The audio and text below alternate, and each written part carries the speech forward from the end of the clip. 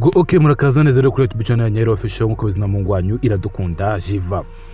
Aba n'abana rero twakunze cyane n'ubu ngubu tugikunda, gusa abantu bana bafite ibyo nyine nk'umwana cyangwa se nk'umuntu wari wese aba afite purpose cyangwa se intego ashaka kuzageraho muri future yiwe cyangwa se mu hazaza hiwe. Aba bana rero ni abana basaga bangayira 3, 6, 9, 10 na 3 na 4. 14 nyine baranarenga n'abana benshi cyane, gusa nyine aba 14 nibo nabashije kuba nabona ikise purpose yabo cyangwa se future yabo hazaza habo, ko bumva nyine bazaba bameze hazaza habo. Turera kuri uyu nguyu rero ibyo mbasha gusobanura nyine ndabeshya no mu Kinyarwanda turebe.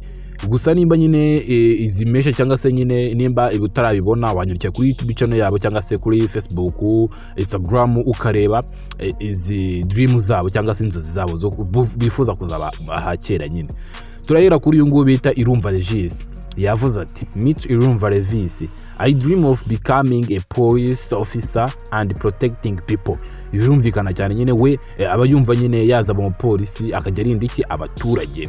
Regis is not just dream for himself, he's dreaming for his community. He wants to keep people safe, stand for peace and make sure justice is protected.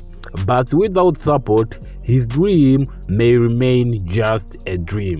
You can change that by sponsoring Regis. You are giving him the chance to reign, grow and one day serve with honey. Ni honey? Ni honey. Protecting lives where it matters most. Imagine the joy of knowing you helped realize tomorrow's policy officer. Imagine the pride when his dream comes true because someone believed in him. Ubutumwa nyine ushatse kureba nyine byinshi ni email yabo Moriox@gmail.com. Uyu ngutu muvuyo reka tugere ku wundi none. Uyu wundi na wundi bamwita Mutangana Keza Naomi. Ako bakobwa muri kureba aho ngaho twaragakunze cyane bakita Naomi. Reka rero nako turebe uko kifuza kuzaba ahazaza. Uratuvuyeho ngaza mu police officer. Uyu ngutu none reka turebe. Ngo meet Mutangana Keza Naomi. I dream of becoming a pilot and soaring the skies.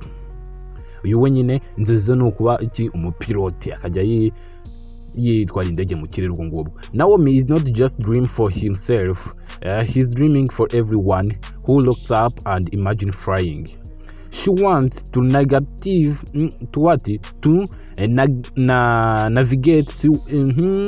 She wants to navigate the skies, explore new horizons and inspire others to reach for their dreams. But without support, her dream may remain just a dream. You can change that by sponsoring Naomi. You are giving her the chance to run, grow, and one day take flight, carrying with her the hopes of her community. Imagine the joy of knowing you helped raise tomorrow's pilot. Imagine the pride when her dream comes true because some believed.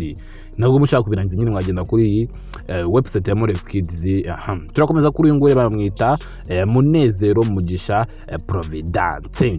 Uriya tuvuyeho ngo wajyumva yifuza kuzara iki umupiloti cyangwa sazaze nyine arumva za umupiloti. Uyu nguyu rero bamwita Munezero Mugisha Providence. Meeting Munezero Mugisha Providence. I dream of becoming a lawyer and helping people get justice. Uyu nguyu nyine wazaba iki umunyamategeko ngo twamwita nk'umucamanza. Yes, Providence is not just dream for himself, his dream is for community. He wants to stand for trust, defend the weak and fight for fairness, where every voice matters. But without support, his dream may remain just a dream. You can change that by sponsoring Providence. You are giving him the chance to run, grow, and one day walk into cartoons ready to defend justice. Imagine the joy of knowing you are helped rise tomorrow's layer. Imagine the pride when his dream come true because someone believed in him. Hanga cyo bari gushaka kuvuga nyine kuvuga ati tekereza nawe nyine nk'uyu mwana ejo bundi uramutse bumvishe kumva ngo yabaye umunyamategeko yaba mucamanza mukuru mu Rwanda, kandi ibyo ngibyo nyine we nta kindi bigusaba wowe nuko byizera ukamwizera mukavuga ati se harashakaga umuntu umwe nyine wavuga ati uyu mwana cyaze ngenda byizeye ko uyu nguyu yaba umureya nyine yaba umucamanza. Ubwo rero sinzanga ukuntu bashyizeho nyine dore ngibi katubireba anga ngo kature support bashaka without support nyine ntabwo nyine yabigeraho atabonye ubufasha. His dream may remain just a dream. Dream ze zaguma nyine n'undi dream bikiri mu bitekerezo aramutse nabufasha abonye. You can change that. Gusa bino bintu babindira by exploring Providence. You are giving him the chance to try ukamuha amahirwe yo kwiga, grow, gukura, and you want to work into cartoon rooms, read, defense, justice. Nyine akajya asoma na biriya bitabo. Ko dukomeze rero tujye no kuri uyu nguyu bamwise Uwimana Ange. Meet Uwimana Ange. I dream of becoming a scientist and making new discoveries. Ange is not just a dream for herself. She's dreaming for the world. She wants to explore, create solutions, and make discoveries that will change lives. That will change lives for the better.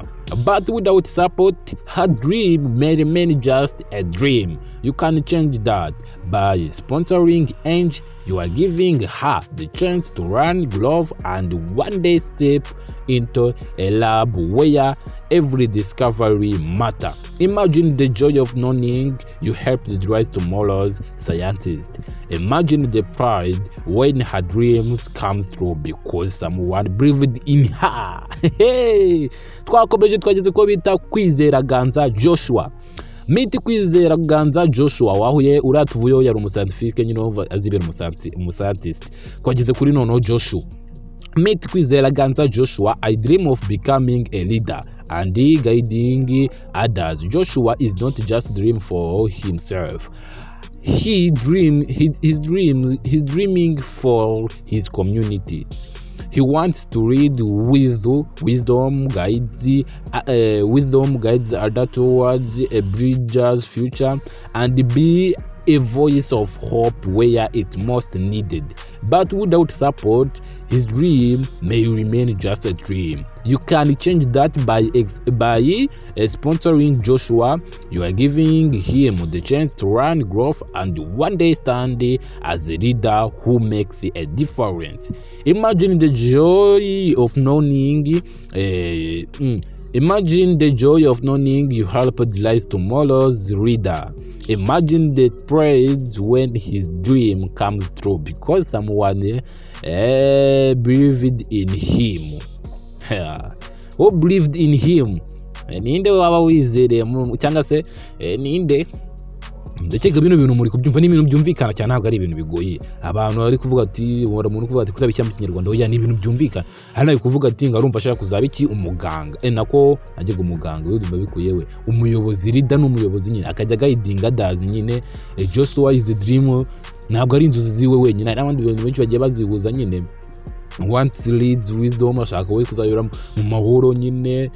Ni ibintu byiza cyane pe, gusa nyine na support yabonye ibyo bintu se yazabigeraho gute, nta kundi yabigeraho. Kandi gusa mukeneye mwe ko mwizera, wabona nejo wundi mu gitondo abaye iki umuyobozi. Twakomeje tugeze kuri uyu ngo bita Munezero Samuel, muramukunda cyane nanjye ndamwemera cyane. Munezero aratangira ati I dream of becoming a doctor, ashaka kuzaba iki umuganga, akajya tabara ubuzima bw'iki bwacu nyine, akajya saving our lives. Samuel is not just a dream for himself, ntabwo ari inzozi ziwe pe, sibyo. For everyone who needs himself.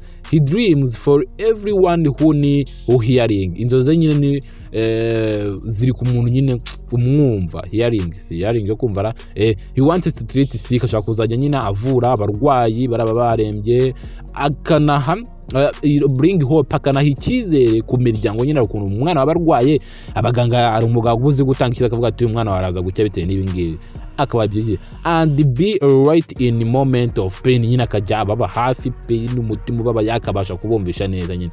Gusa ibingibi ntabwo yabigeraho na support, nayo ni ibintu byumvikana kuba dogita ni ibintu bisaba support ya Ange. Without support this dream may remain just a dream, byaguma biri mu nzozi n'ubundi. You can change that by sponsoring Samuel growing and one days work into a hospital where every patient matters. Imagine the joys of knowing you helped rise tomorrow's doctors. Imagine the praise when his dream comes true because someone believed in him. What is Samuel rero umuganga wacu twageze kuri Magnifique Reya. Ikirezi Magnifique, I dream of becoming rare so I can help people get justice. Azafasha abantu nyine kubona kurenganurwa ubundi, kubona kutavuga ati ngo ngiye barambereye ntabwo icyatsi cyanjye bakitaye nyine, ubu ngubu n'umucamanza ajya afata abantu kurenganurwa nyine.